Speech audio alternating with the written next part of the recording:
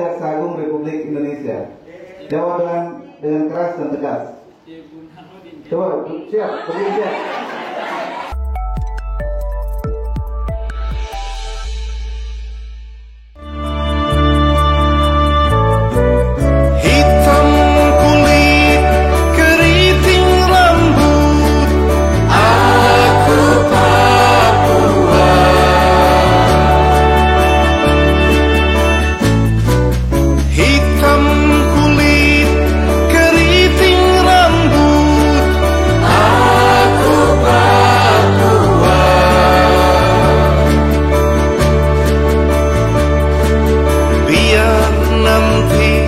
Langit terbelah, aku Papua.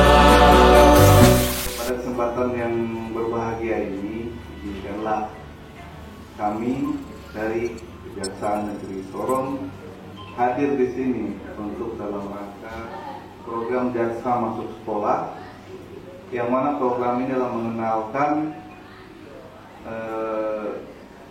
hukum itu kepada adik-adik secara dini. Jadi motonya adalah kenali hukuman, jauhi hukuman. Masa remaja adik-adik ini lebih berat daripada masa remaja kami semua. Ibu-ibu di sini pernah remaja seperti adik-adik. Tapi zaman kami remaja itu belum ada teknologi yang seperti ini.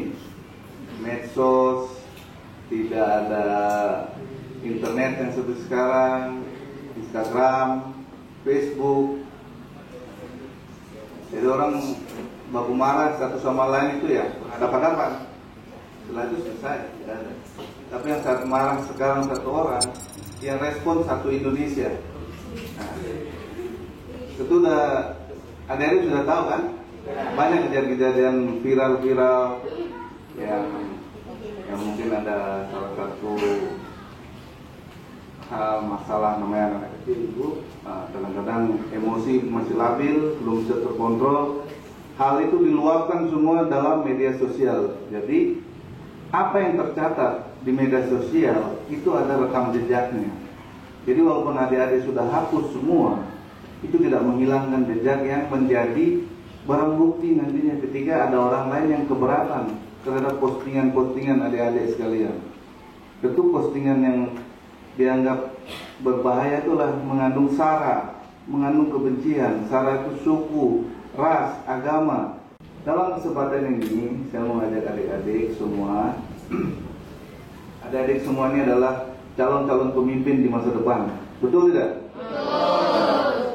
Nanti semua pemimpin-pemimpin di kota Sorong, di Papua, bahkan di Indonesia itu lahir dari sini.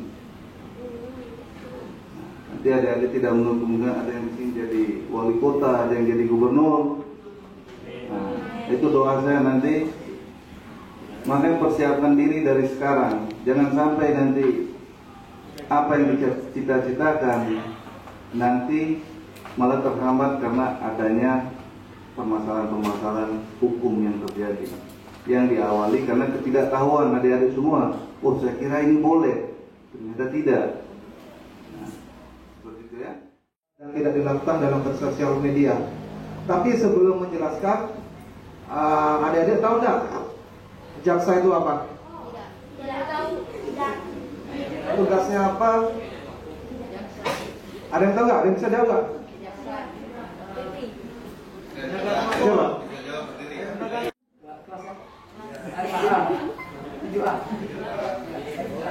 Menurut saya tugas jaksa itu sebagai menuntut berapa tahun yang harus seorang terpidana di penjara menuntut hukuman.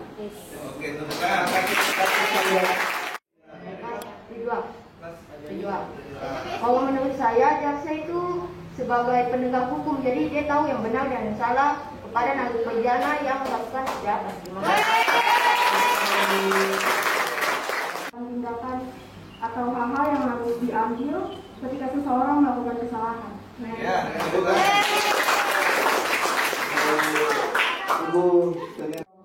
Cyberstalking, menjelek-jelekan seseorang dengan menggunakan identitas seseorang yang dicuri sehingga menimbulkan kesan buruk terhadap orang tersebut.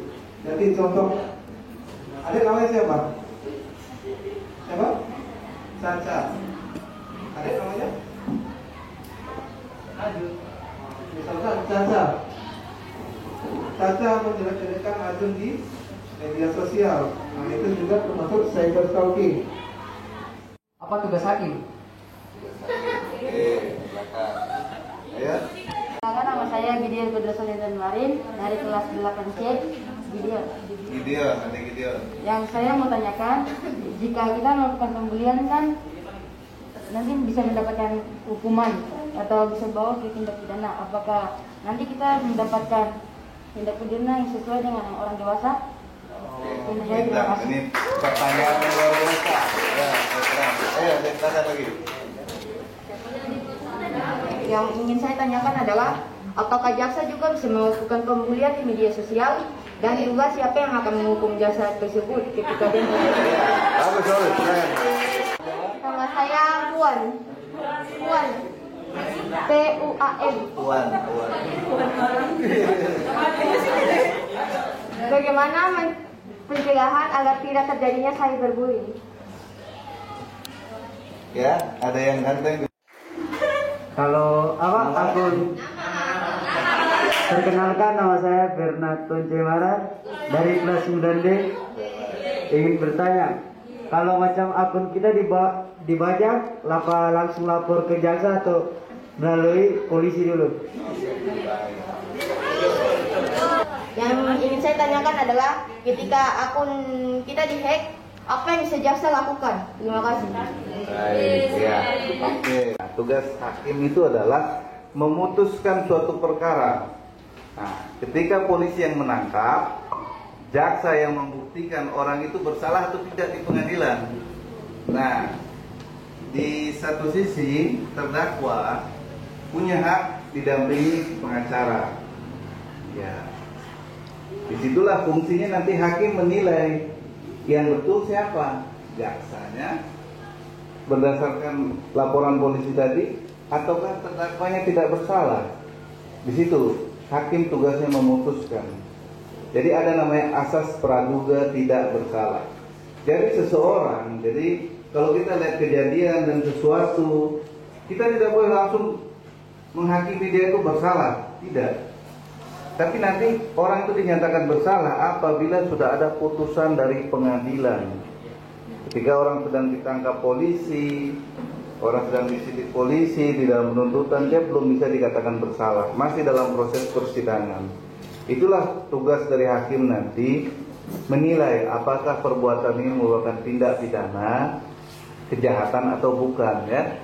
Jadi ada adik-adik pernah dengar orang diputus bebas, berarti dia tidak terbukti melakukan kesalahan itu.